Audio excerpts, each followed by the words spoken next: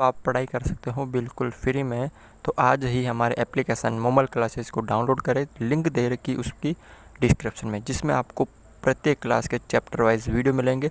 तो जल्दी से उसे डाउनलोड करें। देखिए प्रश्नमाला है आपके यहाँ पर 3.6 कक्षा 6 उसका क्वेश्चन नंबर 1 है। निम्नलिखित संख्याओं के मसप ज्ञात कीजिए। मस कैसे ज्ञात करते हैं देखिए इस वीडियो के अंदर। सबसे पहले आपको जो संख्या दे रखी है उनके आपको अभाज्य गुणनखंड करने पड़ेंगे। ठीक है, तो यहाँ पे दे रखी है 18, तो 18 के आपको करने पड़ेंगे। पहले 2 का भाग दिया सबसे पहले 9 बार, फिर 3 का दिया 3 बार, फिर 3 का दिया 1 बार। ठीक है, इसी तरह आपको 48 के भी करने पड़ेंगे अभाज्य गुणनखंड।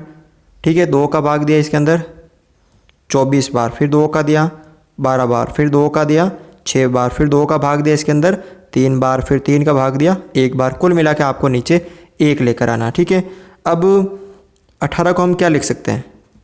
2 × 3 × 3।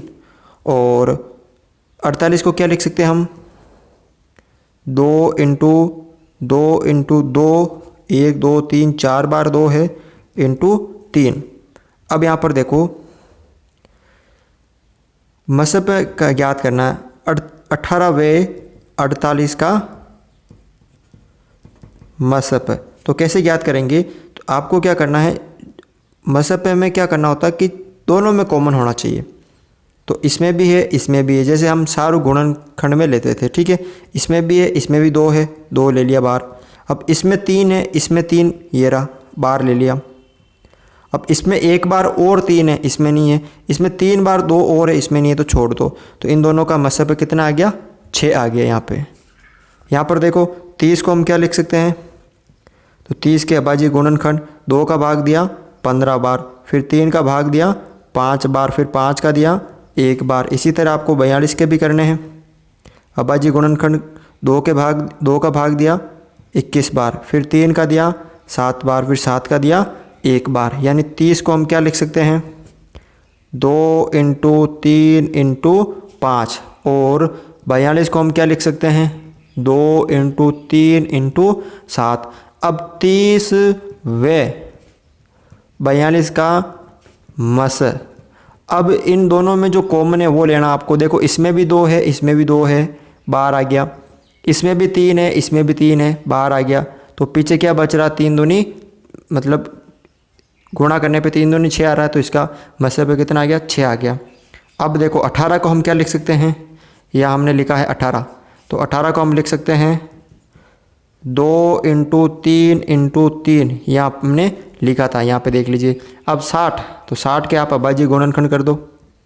2 का भाग दिया 30 बार, फिर 2 का दिया 15 बार, फिर 3 का दिया 5 बार, 5 का दिया 1 बार।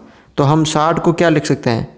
2 × 2 × 3 × 5। अब 18 वे 60 का मस प बोलते हैं इसको, मसप पे बोलते हैं। ठीक है, या मसे बोलते हैं। देखो 2 इसमें भी है इसमें भी है। ठीक है, उसके बाद 3 इसमें भी है इसमें भी है। देखो ये 3 बार आ गई 1 बार। अब इसमें 3 और है इसमें नहीं है, 2 इसमें इसमें नहीं है, 5 इसमें इसमें नहीं है। तो बस यही होगा इसका मसप। कितना होगा? 6। अगला देखो यहाँ पे 27। तो सबसे पहले 27 को हम क्या लिख सकते हैं? तो 27 के अभाज्य गुणनखंड करो। 3 का भाग दिया 9 बार, फिर 3 का दिया 3 बार, फिर 3 का दिया 1 बार। इसी तरह 63, 2 का भाग नहीं जा रहा, 3 का दिया 21 बार, फिर 3 का दिया 7 बार, फिर 7 का दिया 1 बार। तो अब यहाँ 27 को क्या लिख सकते हैं? 3 × 3 × 3। और 63 को हम क्या लिख सकते हैं? 3 × 3 × 7। अब 27 वे 63 का मसप। तो इन दोनों में से आपको कॉमन लेना है। देखो 3 3 इसमें भी है और 3 3 इसमें भी है। अब 3 इसमें और है इसमें नहीं है, 7 इसमें है इसमें नहीं है, तो छोड़ दो इसको। 3 को 3 से गुणा किया तो 9। इसमें देखो 36 को हम क्या लिख सकते हैं? तो 36 में 2 का भाग दिया 18 बार, फिर 2 का दिया भाग इसके अंदर वापस 9 बार। अब 2 का नहीं जा रहा, 3 का दिया 3 बार, 3 का वापस दिया 1 बार। अब 84 को हम क्या लिख सकते हैं? 2 का भाग दिया आपके 42 बार, फिर 2 का भाग दिया 21 बार, फिर 2 का नहीं दिया, 2 का नहीं जा रहा, 3 का दिया 7 बार, फिर 7 का दिया 1 बार। तो अब हम यहाँ पर 36 को लिख सकते हैं 2 इंटू 2 इंटू 3 इंटू 3, और 84 को हम लिख सकते हैं 2 इंटू 2 इंटू 3 इंटू 7। तो 36वें 84 का मसप। अब आपको ये याद करना है। तो इन दोनों में क्या कॉमन आ रहा है, देखो 2 इसमें भी है, इसमें भी है, 2 वापस इसमें भी है और इसमें भी है, दोनों में होना ज़रूरी है। 3 इसमें भी है और इसमें भी है।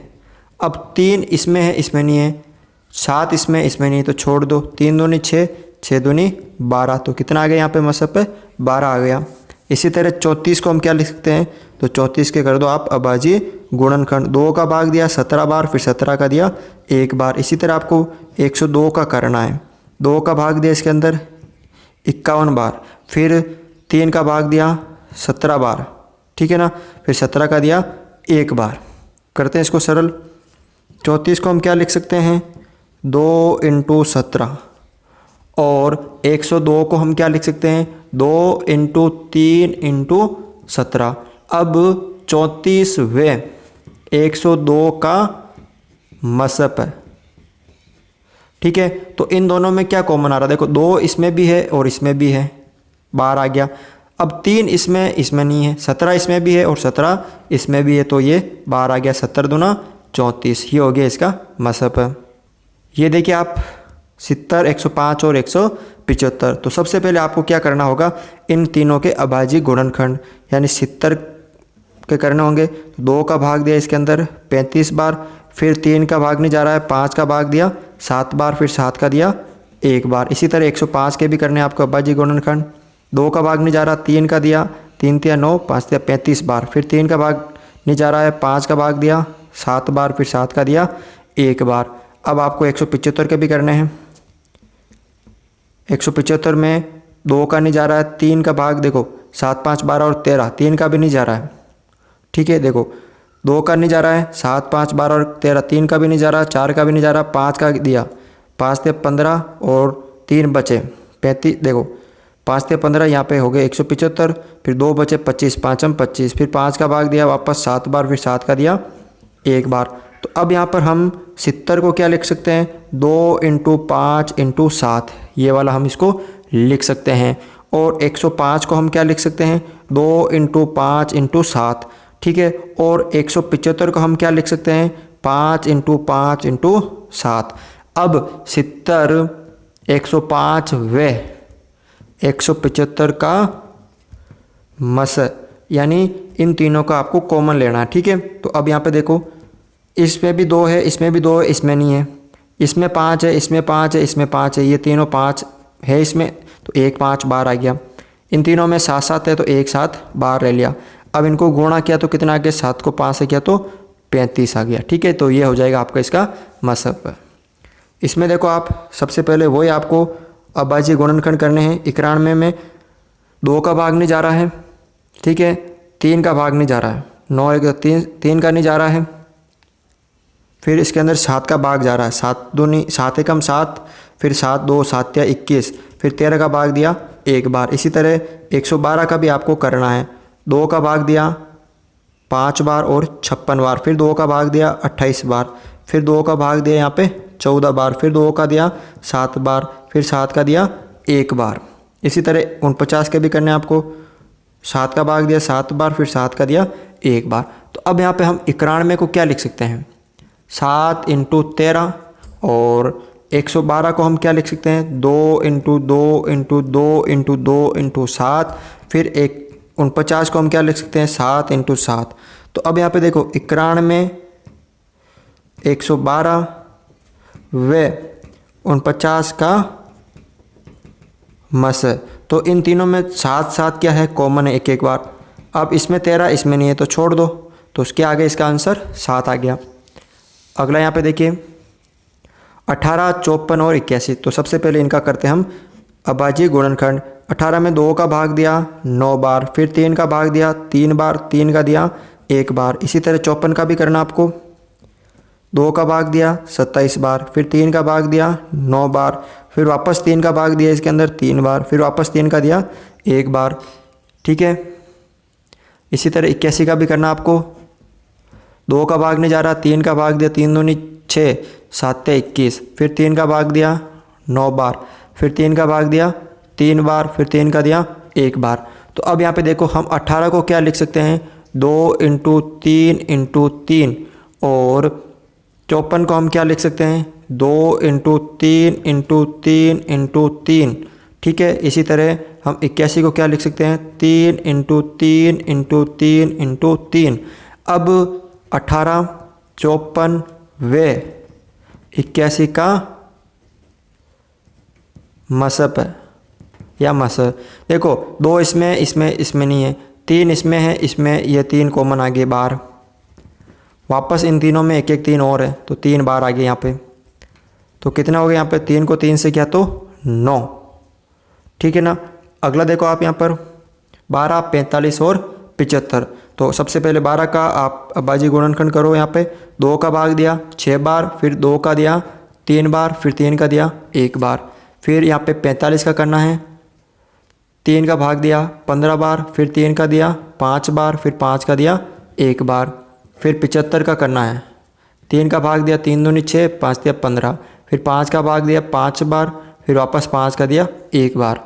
तो अब यहाँ क्या लिख सकते हैं, 12, 45 और 75 को हम क्या लिख सकते हैं यहाँ पर, 2 × 2 × 3। 12 को तो ये लिख सकते हैं, 45 को क्या लिख सकते हैं, 3 × 3 × 5, और 75 को क्या लिख सकते हैं, 3 × 5 × 5।